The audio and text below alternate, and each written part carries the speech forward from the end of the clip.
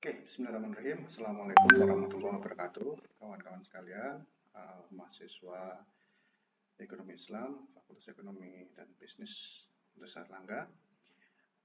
Baik, kita akan melanjutkan pergaulan kita tentang ekonomi moneter Islam. Tapi kali ini kita akan bahas sesuatu yang penting untuk kita ketahui, yaitu kaitannya dengan uang. Dan sudah saya ingatkan bahwa kita juga harus mempelajari apa yang terjadi, apa yang berlaku pada ekonomi secara umum, ya, ekonomi konvensional, ya.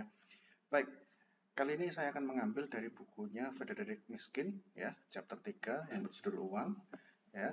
Ini penting sekali untuk kita ketahui, dan ini adalah judul halaman depan, ya, Frederick Mishkin, ya. Di dalam chapter 3 itu kita ketahui buku itu menjelaskan tentang meaning of money, ya. Dijelaskan bahwa economist definition of money itu adalah anything that is generally accepted in payment for goods and service. Nah, ini ya yang saya garis bawahi. Anything. Jadi kalau sekarang sih kita memang sudah ada uang dan di Indonesia kita pakai rupiah. Tapi anything, apakah bisa selain itu, Pak? Bisa. Zaman dahulu ya, sebelum adanya koin bahkan, itu kita pelajari bahwa uang itu berasal dari bermacam-macam. Ada yang dari kerang, sebelumnya itu ada yang dari bahan makanan pokok, beras dan sebagainya, itu ada yang dari binatang juga, ya. Dan itu umum terjadi di sana. Tapi seiring dengan perkembangan waktu, mereka melihat bahwa ada tidak baiknya ketika mereka menggunakan uang itu dari binatang, kemudian dari bahan makanan, dan kemudian mereka mencari yang lebih baik. Akhirnya kemudian mereka melihat bahwa kerang itu lebih baik, terus kemudian dan seterusnya akhirnya mereka sampai pada emas, ya, karena karakteristik emas itu tahan lama dan lain sebagainya, itu lebih disukai dan akhirnya kemudian menjadi uang, dan kemudian sekarang kita menggunakan fiat money, ya. Jadi intinya adalah anything, tetapi yang jangan lupa adalah generally accepted. Selama masyarakat itu menerima untuk pembayaran goods and service, maka itu disebut uang. Yang kedua adalah checking account. Apakah checking account ini? Checking account itu kalau bahasa kita itu adalah giro, ya. Jadi kalau giro, ini sebenarnya lebih pada bisnis, ya. Kalau giro itu perusahaan misalnya buka account di perbankan gitu, terus kemudian accountnya umumnya adalah giro, karena memang perusahaan-perusahaan itu mereka gunakan untuk transfer pembayaran baik beli maupun jual, ya. Checking account. Terus kemudian apa itu saving account? Saving account ini adalah untuk saving. Namanya saving berarti adalah tabungan, ya.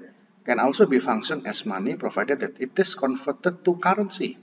Nah, kalau kita kan ada saving account, ya, kita individual saving account memang tujuannya itu adalah untuk tabungan, ya, dan itu kemudian bisa kita convert kepada currency, ya. Oke, saya lanjutkan.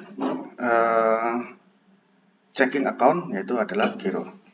Kemudian, how the economists define money? There is no precise definition. Jadi tidak ada definisi yang jelas terkait dengan uang itu. To define money merely as currency is much too narrow for economists. Ya, jadi ekonomis melihat bahwa uang itu tidak hanya uang yang kita uang cash, ya, uang kertas maupun logam gitu, ya. Tapi cek itu juga sebagai accepted as payment for purchase. Checking account deposit are considered money as well. Jadi giro itu, ya, itu juga pembayaran lewat cek itu juga dianggap sebagai uang. Nah, kira-kira itu, ya. Money is frequently used synonymously with wealth. Nah, money itu uang, wealth itu adalah kekayaan, ya. Wealth is not only money but also bonds, obligasi, ya, common stock, berarti saham, ya, tanah, mobil, rumah. Nah, itu adalah kekayaan, ya. Dan uang itu adalah bagian dari kekayaan. 3 fungsi dari uang, yaitu pertama adalah medium of exchange, kemudian unit of account, store of value. Nah, 3 ini adalah yang penting. Ya, tentunya uang itu juga menstimulasi ekonomi, dan uang itu ekivalen untuk labor dan produksi juga. Nah, mari kita bahas yang 3 primary function ini.